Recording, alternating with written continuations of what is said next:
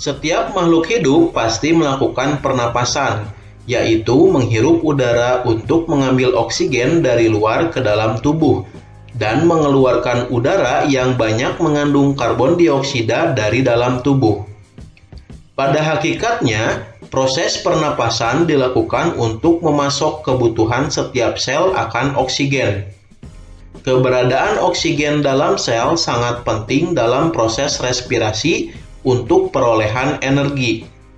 Melalui respirasi, setiap sel akan memperoleh energi kimia dalam bentuk ATP atau adenosin trifosfat yang dihasilkan dari oksidasi molekul organik. Ciri kehidupan yang kedua adalah memerlukan nutrisi.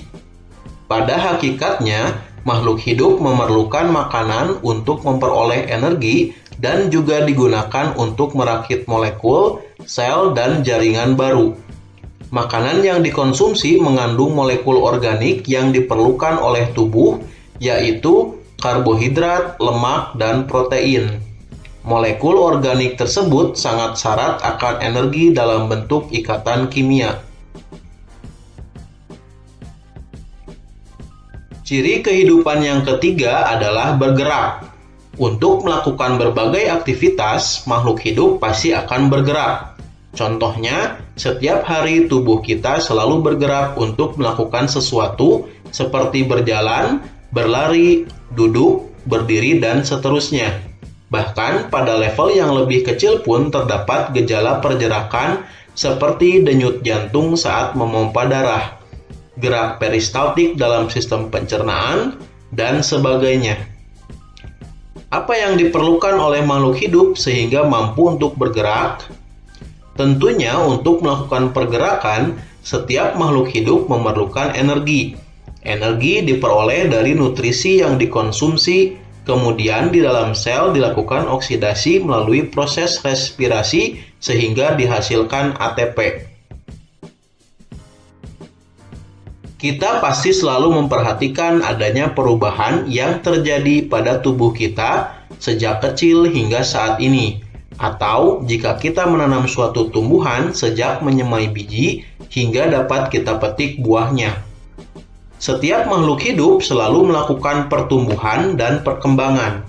Pertumbuhan yaitu proses bertambahnya ukuran, baik itu volume maupun massa yang sifatnya tidak dapat kembali ke asal atau irreversible.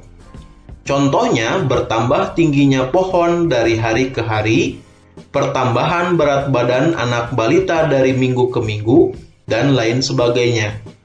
Sedangkan perkembangan yaitu perubahan atau diferensiasi sel menuju keadaan yang lebih dewasa. Contohnya perkembangan organ reproduksi pada hewan yang semula belum matang setelah dewasa sudah siap untuk melakukan reproduksi. Atau munculnya bunga pada suatu tumbuhan untuk meneruskan kelangsungan generasinya.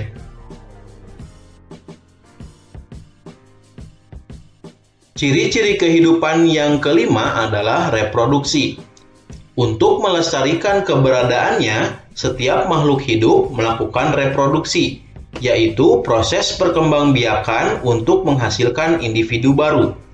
Setiap makhluk hidup mempunyai cara reproduksi yang berbeda-beda, namun secara umum reproduksi terbagi ke dalam dua bagian, yaitu seksual dan aseksual.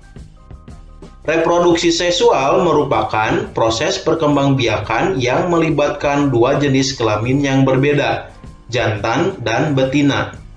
Reproduksi seksual ini diawali dengan adanya proses peleburan sel kelamin jantan dengan sel kelamin betina. Masing-masing sel tersebut membawa setengah informasi genetik dari induknya.